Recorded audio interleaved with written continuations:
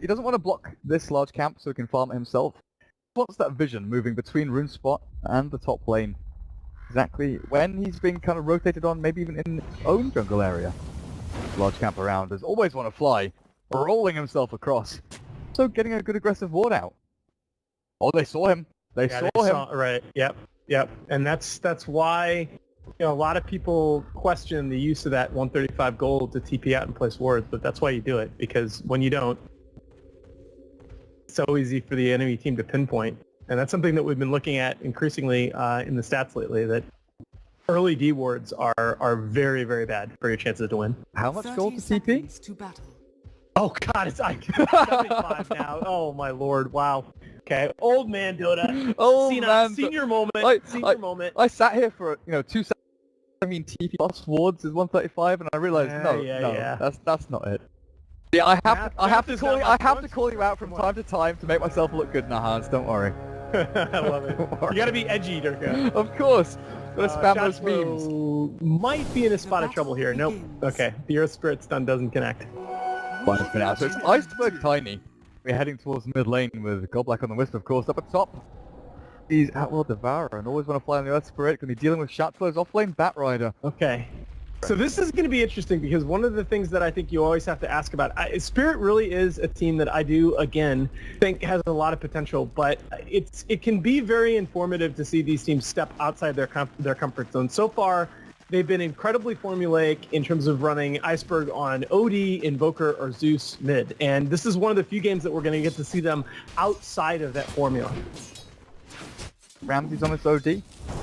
How he does in his safe lane. Down at bot, Legion Commander. Oh, this Essence Shift taken up at level 1 by Illithid. So already, draining out these stats. Afterlife with overwhelming odds at level 1. Try and CS with this as efficiently as he can, but the dual lane mid against the Queen of Pain. Queen of Pain is probably one of the better heroes to deal with this. Got him, just go. Just got him, go. Woohoo, what? Gotham has an Invis rune, or has a smoke on the Sand King here, and look to be in position to get a pretty easy kill on the Legion Commander. Biding his time, he might go now. He's moved a little bit too far forward. That fraction of movement to get the overwhelming odds. He trapped in place in the Fortune's End, and Illidan, he doesn't have the pounce speed, doesn't need it. First blood. Go to your Gotham Sand King. First blood on the sand. Pushes him closer to those Tranquil Boots that we've been seeing a lot from these kind of roaming SKs. Radiant's bottom tower is under attack. Wait and see. Does he go for Arcanes with that nice boost of gold? Does he go for the Tranquils? That roaming presence? Movement speed? Soon. But yeah, Queen of Pain against the Tiny Wisp. One of the few heroes that can do decently here, just the fact that Queen of Pain and Zeus are like two of the better ones to sit back, try and get last hits, scream out, throw the Shadow Strike down to harass. It's the blink, the mobility from the Queen of Pain that gives her the ability to maybe get out of these situations where Tiny runs forward with the Avalanche Toss. They're going to go in for a 4v4 or 3v3 up in the top Rune Spot. The Queen of Pain picks it up and Iceberg is stunned under Godam's Forest Strike, but they turn to punch him, and it looks like they've got the kill with a toss. Godam got way too far forward, overzealous with the moves, just happening, just trying to battle him again. But Shatflow being held in place by Always Want to Fly, this Earth Spirit. Perfect rotation. Control is up, and Legion Commander taking away up from the bot lane. Comes in to heal a Tiny as well. CIS Dota, 4v4 mid at 2 minutes, no big deal. 5 mid, let's go, let's do it lads. I guess with the Slark now hitting level 3, the pounce with the Fortune's End, it's not going to be an easy time for Afterlife. So it's time to farm into your Iron Talon, get that as quick as you can and start spamming in the jungle. Try and get as much gold as possibly can while Bat Rider, how was his lane up at top? Terrible, but the difference is that in the last game, you were seeing an OD free farm top while an Ursa was contested bottom in a game that Ursa was really strongly countered. They do have some tools to lock down the Slark in this game, but he's getting free farm on a hero that's much, much less countered by the enemy lineup. Illidan Specials, one of the few players to make Refresher on Slark, as one of his 7th slots. Oh, he's insane. Illidan on Slark is really a level beyond. Think about Illidan, you're talking about your Anti-Mage, your Medusa, Slark, nasty little heroes that farm up and come out of nowhere with a massive amount of damage. What's the timing going to be here for HellRaisers? Because Slark does need that build-up time, Astral Threads, then the Blink or Shadow Blades. Usually I'm a massive proponent of Shadow Blade. I just love that item on Slark, being able to kind of, jimmy your way into these team fights. But having a Blink against Wisp is super effective. Having a Blink even against, Lead Commander or the OD, maybe a little bit better than the Shadow Blade.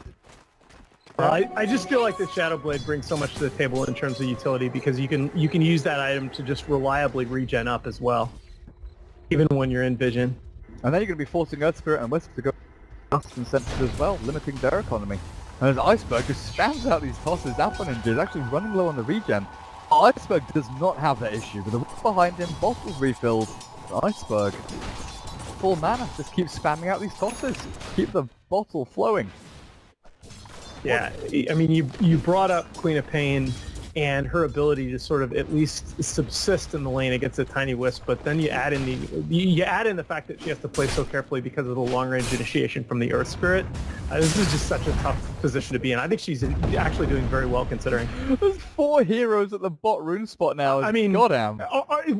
Stop being surprised. It's gonna happen in these games. I actually really like the Cassia. Oh god. Yeah, Queen of Pain. But it's a dual lane mid already, tiny Wisp. Yeah, I've got to stop being so surprised because it's already dual lane mid. Earth Spirit rotates in, then it's 3. Legion Commander can't go to off lane, so it's 4. But Sand King was trying to go and take a sneak little peek at what Afterlife has been doing. There are no stacks here. Have his Iron Talon, boots are available now, and he's hit level 4. I don't know though.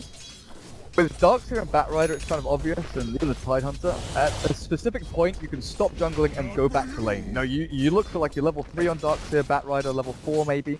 Tidehunter, you just kind of want the 2 or 3 points of Anchor Smash. But with Legion, is there a specific point where she can say, screw it, I'm going to be more efficient on lane than I am in the jungle? Mid lane Alpha Ninja rolls in, the perfect toss as well, the kill is there! God, I'm not in time with his Burrow Strike. Well, I am an economist, Dirka, so the answer is always going to be it depends. How long is a piece of string? There you go. On one hand, in this case, I think she's going to be okay when she gets enough support from her team. I don't think that she's going to necessarily be able to stand in lane against Illidan Slark with this kind of a lead at any point. Now, Batrider has made a nice little stack for himself. Always on a fly, going to scout it out and ward on the high ground. Alright, they've still got this OD. I've not really been paying attention to him. He's 41 and 27. He's been free farming up here, but Illidan, 2 CS ahead. That's a massive difference. The drastic difference here in CS. Then now farming through the jungle and actually giving balance and farm down on lane. So this opens things up for Afterlife Legion. Actually return to this spot, but they're grouping up and looking for mid. Uppo is nearly level 6, and that's Sonic Wave. He's gone for the 3 in Scream build, not 2 in Shadow Strike. They just want to burst out this Wisp, but being spotted. There's no more form of initiation, really. And then the number one thing about Illidan, though, is that just you cannot sleep on him because you look at him playing a game like this and you say, man, he's farming so well, and you think he's just going to keep hard farming lanes, but he will come to fights at any time, at any point on the map. Up here from nowhere. Ghost, an Enigma. He actually, it is possible that he could just get a kill on this LC. Sure, with Fortune's End starting things off from range, it makes it incredibly easy for Illidan to just line up the pounce and land it. I'm not sure of the interactions though with Press the Attack and Fortune's End. I assume debuffs. I'm not 100% sure. Yeah, it would because Press is a strong dispel. Radiant's top tower. But regardless, we're still going to give that time through the animation of Press the Attack. We'll be able to get the pounce lined up and still land it. As Goddamn finally able to try and take out this stack. He's hit level 3. There are the Tranquils. Waiting on that Blink Evil End now. Oh, Illidan, please give your Sand King some farm. Come on, it's like watching Black, man. You just gotta expect it. My creep. Oh, you nearly killed that creep. My creep. I didn't go for a Midas or anything. Afterlife, oh, that's pretty nice. Bleaching experience away from Goddamn, but Goddamn knows, and he's not killing anything off. He's trying to juke himself into a position where maybe he can stun down. Yeah, that's very nice. She knows that he only has the level 2 Burrow Strike, so he's limited in terms of range. overwhelming odds thrown, but the camp is completely man. dead, and Afterlife, the pounce misses. Gonna be okay with the Fortune's then coming out too late from Ivan. Find the kill there. Radiant's Up on top, is under Ramsey's attack. hammering away at this tier 1. Shachlo has to come back to try and react to this. 9 minutes in, Tranquil boots up, 600 gold. Too shabby. You do. The tower still has a decent amount of life, so I guess you worry about it still. But this is also it's a Radiant tier 1 top tower. Yeah, it is the least valuable tower on the map by a long way. Safeguard too much. You very rarely TP react to a tier 1 up at top lane. Exactly. Oh, this Iceberg, Tread, Bracer. Could finish off the drums, could be just casual Bracer. Wonder. Against these Yeah, mobile you're the heroes. tiny player here, so I would lean toward going the drums here. I would lean towards going Blink. Against Slark, Quap, Oracle, I think that Blink is just insta-kills all over the map. But like, having drums is good with the mana pool increase it gives you, being able to spam out on lane. And, like, I'm torn between going Bracer Blink, then drums, and drums into Blink. With the amount of money saving up, I'm kind of leaning more towards him going Blink. Yeah, now as well. he's probably got to be going Blink at this point, and it's the right decision certainly if you feel like your teammates are going to be able to help you force the action. Blood's done. 1200 gold, his net worth just behind that of the other beast. The action has subsided for a short amount of time here as both teams kind of content farming until Iceberg decides it's time to fight. Alpha That's a DD rune and flop. goddamn, Tranquil Boots, good movement speed, running forward, but he's not going to be able to get there in time. Catch anyone out, and Afterlife. Well, level 7 Legion Commander at the top, thrown down onto Alpha, 10 health. What he's left with, just bad Iceberg doesn't have the Invoker to Sunstrike that one down. Yeah, I don't think that was planned. I mean, good lord. I know you have a TD rune, but not a God mode rune. Not invulnerable through that one. Ward coverage here for the Dire is pretty good though. Watching out, Bat Riders every single movement. They've not actually made any great strides to go and pick him up or take him out until this exact moment when they've got full vision of him. Avalanche, Charge, dead dash flow, and your stack. And Gonna take it. and now we've seen this Tiny get off to a pretty good start. He's got a solid net worth lead at this point. Boy, but they're gonna get the Radiant structures are fortified. no. It's just a wisp kill. Yeah, they've slowed Bat Rider's blink quite significantly. Killing off the Wisp there is kind of Radiant's top tower he doesn't lose fallen. much. In fact, let's have a quick look. He lost himself 179 gold. He did give the Slark a good chunk of cash though. Which maybe is going to be the swinging factor there. I think, you know, it's not a meaningless kill by any means, but pretty good that Illidan got the final blow and he's getting closer and closer to his item, which 2,000 gold is in the bank. Likely to be that Blink Dagger for himself. Yeah, I still am a little bit apprehensive when you look at the space that Illidan has gotten in the first 12 minutes of this game and the fact that he's barely 400, 500 gold up on the Tiny right now. I don't think he's generated enough separation with the space that he's had. An Afterlife. A hero that spent, you know, a grand total of 30 seconds in lane before leaving and going back into the jungle is now level 8. Oh, Shachlo, you're being chased down here. Shachlo's just getting Ramsey's bullied in 10 this match. stolen int. Really enough to throw the sanity flip. Goddamn with the stun in. They've got a rule. They do not have a relocate. Ramsey, Illidan joins in. This is the fight we're talking about. He is part of the party. While Iceberg trying to clear him up, but got black. The Sonic Wave with Pure claims to clear him out. And then Blink Dagger's gone. The Dark Courier is killed. Ivan is in a mix of everything from Goddamn to Magnetize. It's killing them off one by one. And Ivan, the toss forward under the Earthquake. The bull crosses down onto the Oracle, but I don't think this is going to be enough to keep him alive with Iceberg. One more avalanche. The stick charge and the toss is there. Ivan tries again. And that's like the OS Frog Bowl. Oracle against Earth Spirit. Dives Give me a Courier break. dying. That's Tiny's blink. Radiant's middle Down tower for is 2.5 under minutes. attack. I am absolutely flabbergasted. That's pretty much the single most detrimental thing that could have happened to Spirit's chances short of a full, like, a 4 or 5 hero wipe. Because that Blink Dagger in the next 2 minutes, that's meant to get him, you know, 2 kills. Exactly. Not just 2 kills, but 2 kills on like key targets. The Quap, maybe look for the Sand King while he's getting his dagger. But the Slark, I think, more importantly, he is going for the Shadow Blade that you kind of like a little bit more.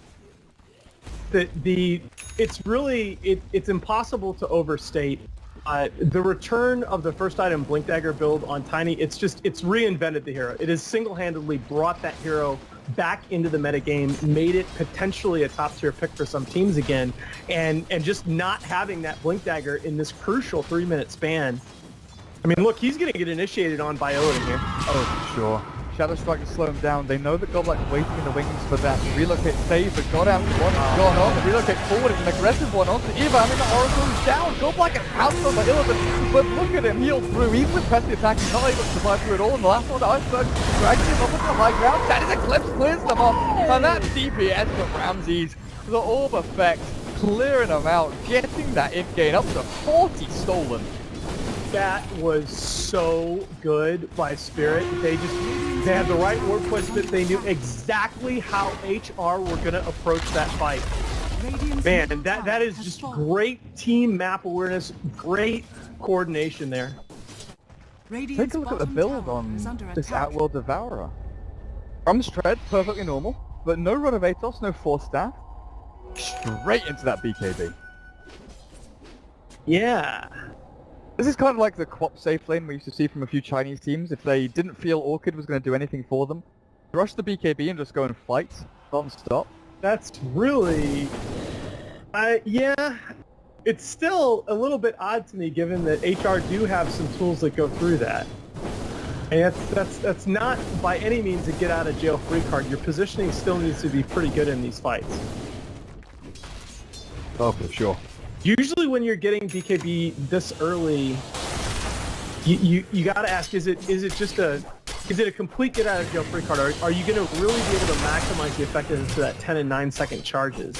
Yeah, that's the thing. Is it a safeguard mechanism to actually farm more securely? Like if he goes safe lane and pushes into a tier 2? Ugh. Or is it something where you don't like the passive plays? You're basically you are WCA honestly, if your thought process is I have to get BKB just to be safe, that's losing Dota. Got him with a good game. Really killed that ninja with a duel down. It's good for him. Probably no one will happen if he gets alive through it. There'll be no duel win here, but it looks like Team Spirit still doing a ton of damage through. The epicenter is tickling them. Barely does a scratch of damage. YOLO Warrior. YOLO yourself out of this one. Iceberg, punch him. Avalanche, kill him. Finish him off. Fatality. HellRaisers. Lasso's still available, but no blink, and a blink forward from Iceberg. He's utilizing it perfectly. Flame break. It pushes him forward, so Iceberg still gets the pushes in, and Afterlife will get Astral through Ramses battering onto Illidan. So this might be a fight that Illidan can continue to take. Afterlife is out, but Iceberg have a top on the two of them. They're taken out, and Ramses with a double kill through them all. That combo. Yeah. It's just so well played by Spirit. They have just turned it on in the last 5 minutes of this game. Buyback from Sand King. Yeah. Spirit had their 15-minute break. They went out for, whatever they do, bit of fresh air, and all of a sudden in this game they are crushing. Again, not to harp on it too much, but we've talked a lot today about tier 2 teams, tier 3 teams kind of looking to make that transition, looking to move up, and I think we talked about earlier the way you respond as an individual player to a bad early game start. Equally important is the way that you respond as a team after a loss, after a bad game. And I just love the way that Spirit are responding here in this match. It's particularly difficult if your Batrider is still 700 gold away from Blink Dagger at 18 minutes. This is something that... We talked about it though at the very beginning, that even as a 4th overall pick, they still already had ways to deal with the Batrider. You have the Earth Spirit and the OD, both of which are able to short circuit Batrider's combo. So I think it was gonna be a tough Batrider game, even if he had gotten off to a really good early game start. Where do you find your items? Tough one. Start slow. And again, you're forced to try and split these neutral creep farm, this neutral creep farm between your Sand King and your Batrider, which is exactly the situation that you want to avoid. Yeah, the jungle is constricted. It's overflowing and saturated with heroes. I mean, even first 5 or 6 minutes, even Illidan was farming the jungle, moving himself off lane to give the Oracle some time to get some experience. So you have got essentially 3 or 4 heroes around in that jungle area. Dire's Then bottom you look tower is under away attack. from the bat, away from the Sand King, who need these, you know, key initial items. The Blink Dagger, Here's the right? relocate. Oh, they caught someone off guard. Like the Bat Rider is gonna flash himself away. Okay That was for a- now, but guess who's in from the side? Ramses is ready. That's close. Very perceptive, moves further south, but this has put himself in a very interesting situation where he flies up, he flies down, into the river and back again, and Ramses has to. Yeah, it was kind of a cute idea there, actually. Shachla tried to pop a smoke just to escape, and it almost worked. But yeah, you're just so far behind at this point. Ordinarily, you'd have your blink and it would be a problem. But yeah, there's these key Blink Dagger timings you need on, well, not really timing, just key Blink Daggers you need on Bat Rider and Sand King. But take a look at Queen of Pain. Level 9, limited item regression always on a fly, gets picked up, this will boost her a little bit, up 1200 gold. What do you aim for as a Queen of Pain in this situation, where it's 20 minutes in and you have nothing? God, you almost have to fall back on the Yules as much as it just, like threw up in my mouth a little bit saying that in this particular game. I think she has to rush BKB. Except Probably right. you can't rush anything when you're 6 feet under, apparently. Just Has been absolutely killed. annihilated by the Tiny. Dice And you know what? I take that back for the simple reason of part of the value of rushing Yules is you get the mana to farm, but what are you going to farm? You already have 3 heroes that want to farm ancient camps on your team. Difficult, man. Yeah, that's the issue. That this HR lineup, it's not. This draft isn't that bad, but it's the draft that really needed to get a map control advantage early on. Illidan, this is not your fight. On that back getting killed off, a good relocating it looks like there. As Iceberg not giving up, they'll tether back the lane. Forefront is Ramses with his Blink BKB. I mean, Aegis is still on the Tiny, right? Another 2 minutes? And Close to 2 minutes. Illidan has yet to find a foothold in this game. You know, he's found a couple of sneaky little pickoffs here and there, but in the grand scheme of things, in a 5v5 team fight, which is what's brewing here, Team Spirit will not let you get away with just taking picks here and there. Radiant's middle How tower does is Illidan under fare in a attack. 5v5? it's not just the 5v5. It's the fact that it's a 5v5 where basically everybody on their team except for Earth Spirit is farmed. Your Radiant's Wisp middle is tower farmed. is fallen. Wisp has a bigger net worth than 4 of your 5 heroes. And, you know, Slark, you need to be able to dance around the edges of the team fight and pick people off. And you just can't do that when the enemy team is this far ahead. Press the attack on Tiny. Oh, I always forget about this. Press the attack, like, we used to see press the attack alacrity combo onto Tiny, you just whacks away at these buildings. Nice to see. There was an American team, Enemy GG, BSJ team, where they run like a Baden, Lone Druid, Invoker, Ogre, or they run like a Terrorblade with all like all these steroid abilities. Yeah, that's actually disgusting. Yeah, and they end games like if they do well in lane phase, they end games in 16 minutes. Give up to honestly. Should still win with an Epicenter, through them all, kills off 2, Sonic Wave back, another ninja, kills another Iceberg, with the Aegis still available, heals up like Black, but he's gonna get that Eclipse on them, both of them. There's Ramses and Iceberg. Clean up shop. Bot buys back, Iceberg TP's out. They got the tier 3 in a team fight win. Team Spirit, relatively happy with it, especially with that Queen of Pain expending even more of her hard-earned cash to forego the item progression she needs to buy back into nothingness. Yeah. It's just one of those where you're fighting hard to stay alive, but your win condition is just continuing to shrink and shrink. 3,200 gold. Iceberg, what are you gonna spend all this money on? And she's gonna go. Queen of Pain is gonna go ahead and go into the Ags. Man, I don't know about that. It's gonna take too long. I agree. She has, well, the game's gonna be over before she finishes it off, unless they get 2 team wipes where she gets a bunch of the kills. She only has point booster, not even an Ogre Club. Yeah, I'll be honest. In terms of thinking about her next item, that was not even on my radar. Well, Tiny Radiant's does what bottom Tiny tower does best. has fallen. Clears up buildings, and with a BKB, Team Yeah. Spirit, they've got 2 cores which are nigh invulnerable here up against HellRaisers. Sure, you can lasso, you can Sonic Wave, you can hit them with Slark. But if Yeah, they but can stand their ground and just fight back, Right. At the end of the day, you know, we talked about HR having some tools that do go through the BKB, but at the end of the day, you still got to do enough damage to kill Radiant's them. bottom tower is And how are you gonna, you know, with the BKB, Tiny's gonna be 3k HP or something. You know, what are you gonna do? How are you gonna get through that HP even if you disable him? Radiant's Oh, bottom tower is tiny. fortified. Basically doubles his attack speed. Oh damn. What are you up to? The lens, I guess, is going to be his next item of choice. Just increase that range, get a bit more damage out of things. Of course, decent high ground defense will hear from HellRaisers if they get that into the jump. But it's not them that's getting the jump. It's Sharkflow's 3 duels off and kills off, and that's more damage. But Afterlife's decent commander here, and also and you push. don't. This was not your plan with this lineup. I know that's the most obvious statement in the history of Earth, but you contrast it with Empire earlier in the day, where they had that wombo combo focused lineup. HR has some high ground defense, but this is not a lineup built from behind. Oh man, Illidan. Illidan, wow, that used to be a fish. No longer. Goodness. He was a denizen of the reef. Dire's Ow. top tower is under attack. And now he is a Illidan. dead fish sandwich. He ends up, Oh, he ends up boy. in McDonald's. Who buys those fish sandwiches from McDonald's anyway? I never understand. Don't ask questions you don't want to know the answer to. Like, Radiant's Have you ever had? if you buy those sandwiches, that's great. I just don't want to know. Have you ever had one? Oh, goodness. See, I've never had one, and I know that people buy them because McDonald's still sells them. But I can never understand who enjoy whatever. There are just certain things, not to whack this up, but there are certain things in life that I choose not to contemplate.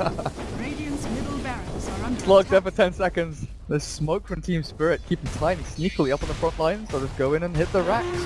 No blip, no defense. Smoke was a please Radiant do something stupid.